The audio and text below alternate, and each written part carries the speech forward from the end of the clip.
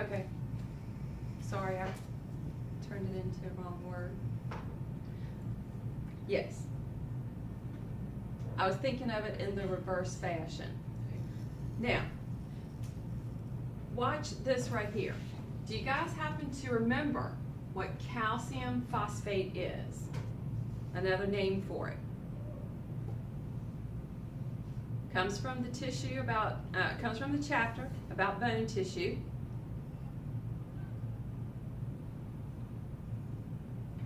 Hydroxyapatite. Do you guys remember that? Okay. Now watch what happens. One of the things, because if one of the target tissues is bone, and I was looking at it in reverse, I do apologize, stimulates osteoclasts. Which cell was that? Breaks down the bone. So if it breaks down the bone, what do we release into the blood? Calcium and what? Phosphate both. Okay? So it releases the calcium and the phosphate. This is where I was saying the decrease. Okay? Because if I break down my bone tissue into the calcium and the phosphate, watch what it's trying to do. Promote calcium reabsorption, phosphate excretion. So this is where we would be getting rid or decreasing the phosphate. Does that make sense? So it's returning the calcium to the blood. Now, returning the calcium to the blood.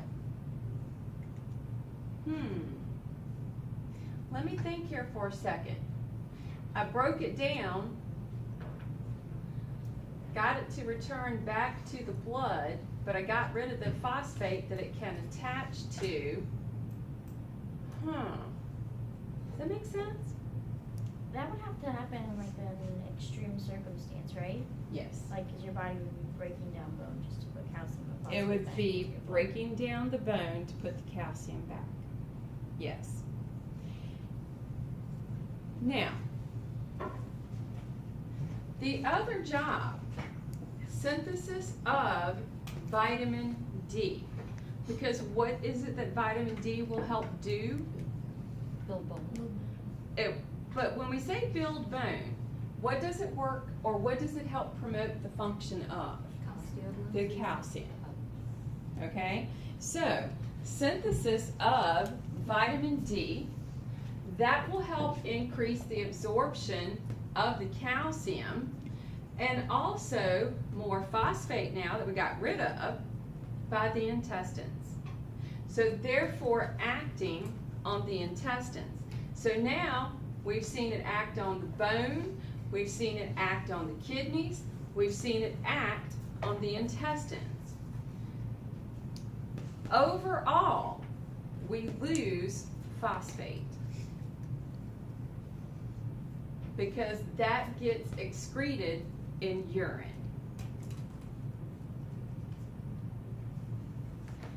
Now,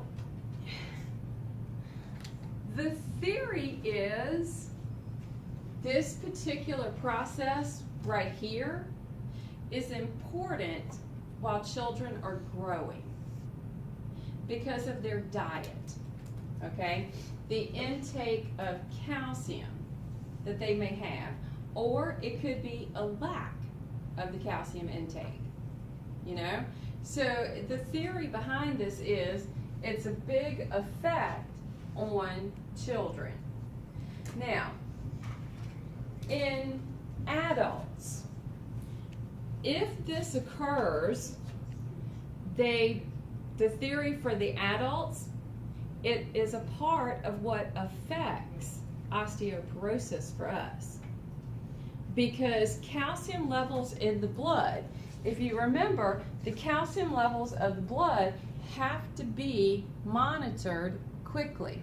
They have to be held within a very tight range. Why? What did we use calcium for? Do you guys remember all that stuff that we talked about with the cells in part 1? The muscle, the nerve, the cell itself. Didn't everything utilize calcium? So, as we're older, children growing up, well, let's start at itty bitty baby. Itty bitty baby is going to be fed what? Milk. Okay? Supposedly, milk has calcium, right? All right? I don't know what they might tell women who are breastfeeding. I don't know. I didn't do that. Do you all have to take in extra calcium? Your prenatal vitamin would probably have calcium. My doctor told me to continue to drink more milk. Okay, so you While I have was to kind of breastfeeding. make sure that you've got an increase in the calcium so that you're getting it to the baby. Okay, okay. Now, as we get older, what happens to calcium levels? They decrease, all right? Maybe even to a point when you go to your doctor, they give you a prescription medication, okay, to bring the calcium levels up. But here's the problem.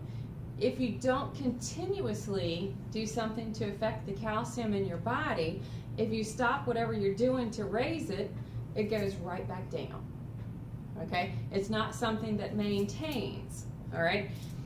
So as we get older, if we're not taking in enough calcium, if we don't have enough calcium, and if we need the calcium levels in the blood to be regulated, and therefore we have to break down the bone to get the calcium back up in the blood so that the calcium can help with skeletal muscle, smooth muscle, cardiac muscle, nerves. We're taking that out of the bone, and that leads to that thinning of the bone that occurs, and therefore the osteoporosis. Does that make sense? Mm-hmm. So that monitoring of those calcium levels becomes very important.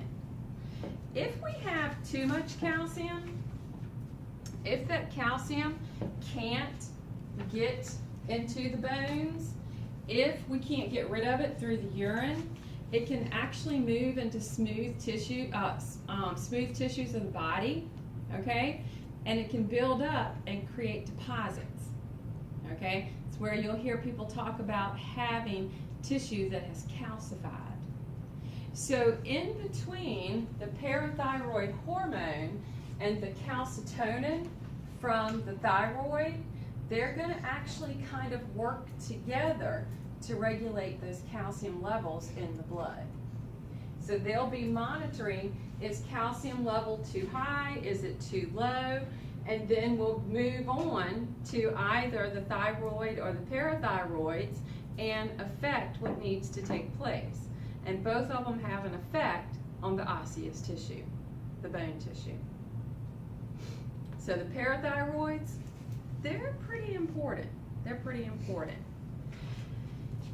You can have situations where there is hypoparathyroidism, hyperparathyroidism. If it's hypo, usually it's due to the removal at the time of the thyroid removal, all right? In this case, we're going to have a huge decrease in the calcium levels of the body. This increases excitability at neuromuscular junctions. It could lead to tetany.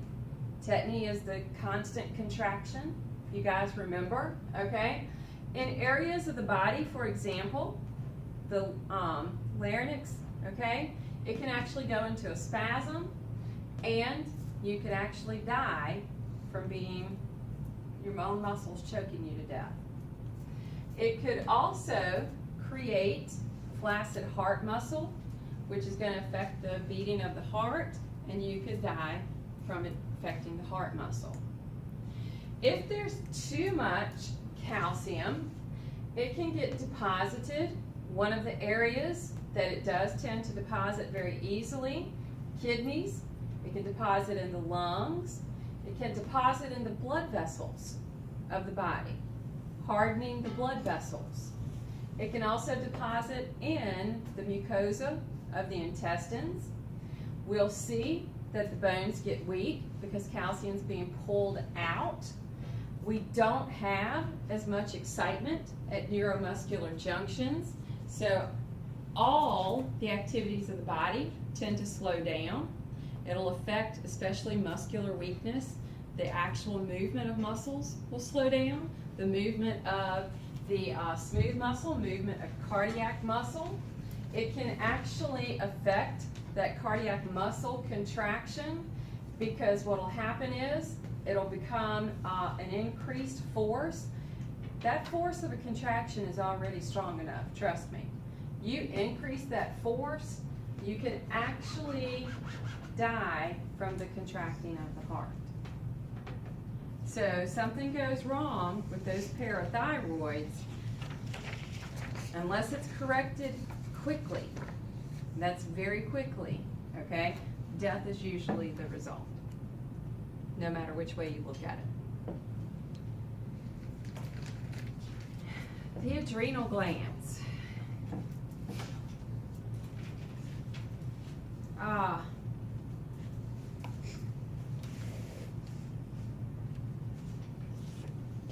Love them.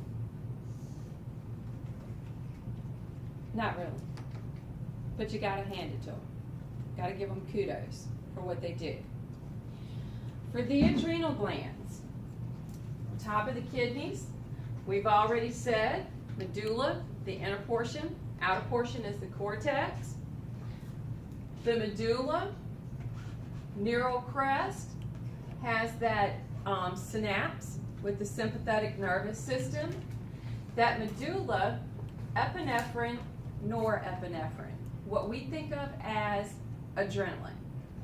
The cortex has those three zones: glomerulosa, fasciculata, reticularis.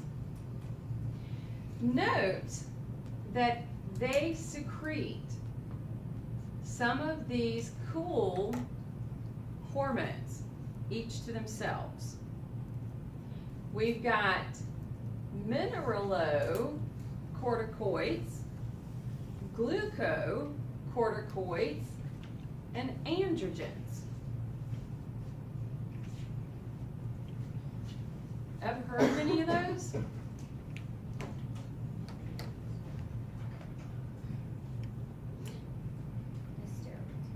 How about? That's how we might think of them, okay? Especially which one?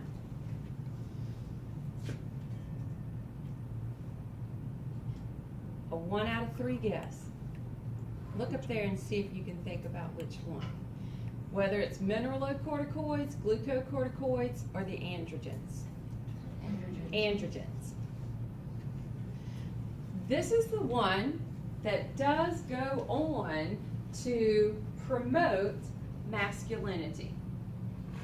Okay? So this right here is where we secrete the androgen, which does help promote masculinization.